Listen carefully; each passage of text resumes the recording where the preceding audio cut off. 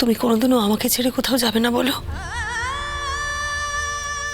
এই একটা টেনশনে না আমি ভেতরে ভেতরে একেবারে শেষ হয়ে যাই। এরকম তো কথা ছিল না শ্রীময়।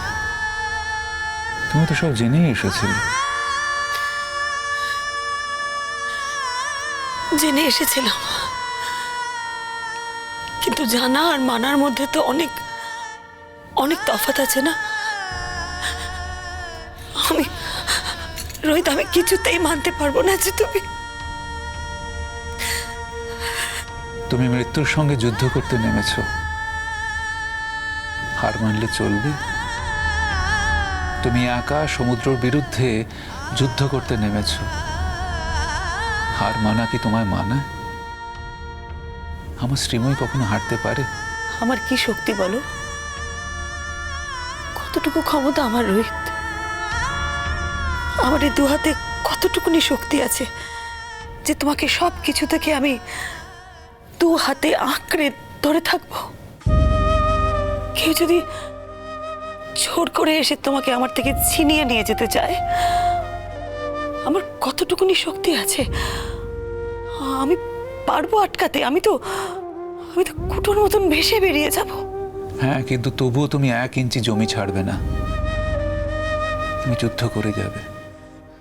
আমি জানি আমার শ্রীময় যুদ্ধ করে যাবে, সহজে হার মেনে নেবে না। মাঝে মাঝে আমার খুব ভয় করে রোহিত। আমি পারবো? আমি কি পারবো? আমি তো সামান্য একটা মানুষ।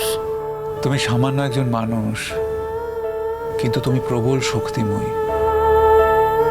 তোমার মধ্যে জানো তো একটা আলো আছে যেটা মানুষকে পজিটিভিটি দেয়। তুমি ভয় পেও না। আর কবে কি হতে চলেছে সেটা ভেবে আজকের দিনটা কেন নষ্ট করছো? যখন হবে দেখা যাবে। আজকে তো আমরা বাঁচি, আজকে তো আমরা আনন্দে থাকি। দেখো শ্রীময়ী, একদিন আমি থাকবো না। সেদিন শুধু তুমি থাকবে আর আমার স্মৃতিগুলো থাকবে। সেদিন এই স্মৃতিগুলো খুব দরকার পড়বে তোমার। তাই আজ মন খারাপ করে চিন্তা করে সেই স্মৃতিগুলোকে নষ্ট করে দিও না শ্রীময়ী। খালি একটা কথাই মনে হয় আমার রোহিত, জানো তো, সবকিছু যদি আবার প্রথম থেকে শুরু করতে পারতাম। আমরা না পেছনের দিকে ফিরে তাকাতে পারি, কিন্তু পেছনের দিকে হাঁটতে পারি না। মনে মনে পারি, বাস্তবে নয়। আর তাছাড়া আমার জীবনের তো একটাই পলিসি, চড়ই বেতি। সামনের দিকে তাকাও, সামনের রাস্তাটা মসৃণ করো, সামনের দিকে এগিয়ে যাও, সামনের দিকে তাকিয়ে বাঁচো। আমাদের এখানে না লেখা আছে আমরা কি কতদিন বাঁচবো। কেউ একদিন বেশিও বাঁচবে না, একদিন কমও বাঁচবে না। একজন অদৃশ্য নিয়ন্ত্রক আছেন আমাদের জীবনটা, না পুরো উনি নিয়ন্ত্রণ করছেন। ওনার নিয়ন্ত্রণের বাইরে আমরা কেউই যেতে পারি না। কিন্তু তার বাইরে উনি যে দানটা করেছেন আমাদের, সেটা যদি আমরা স্বীকার করতে পারি, গ্রহণ করতে পারি, তাহলে দেখবে বর্তমানটা খুব সুখময় হয়ে ওঠে, খুব মধুময় হয়ে ওঠে। সেটাই বা কম কিসের?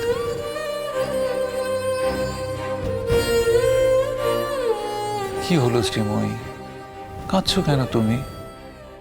মাঝে মাঝে তোমার কি হয়? জানি না, মাঝে মাঝে আমি হাল ছেড়ে দিই রোহিত। তুমি যদি হাল ছেড়ে দাও তাহলে আমার কি হবে বলো তো? তোমার সঙ্গে যখন থাকিনি, মানে যখন থাকতাম না, তখন আমি তোমাকে শ্রদ্ধা করেছি, ভালোবেসেছি, কিন্তু সে ছিল অন্যরকম।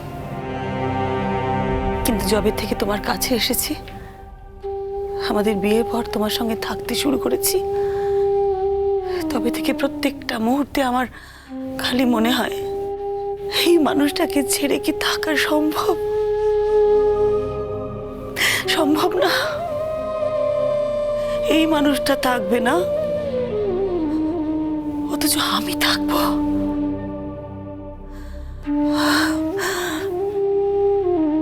রোহিত, এই কথাটা ভাবলেই আমার দমটা বন্ধ হয়ে আসে। তোমাকে অনেক কিছু সামলাতে হবে, অনেক কিছু। এত সহজে ভেঙে পড়লে চলবে না শ্রীময়ী। একদিন আমি হয়তো থাকবো না,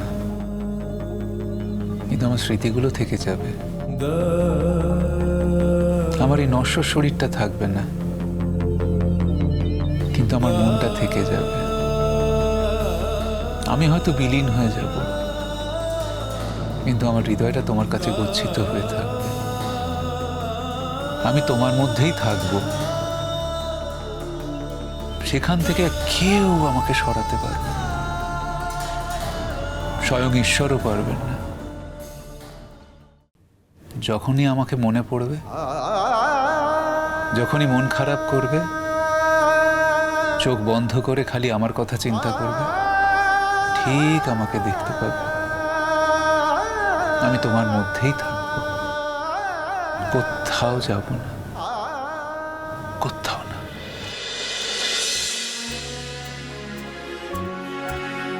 মোর হৃদয়ের গোপন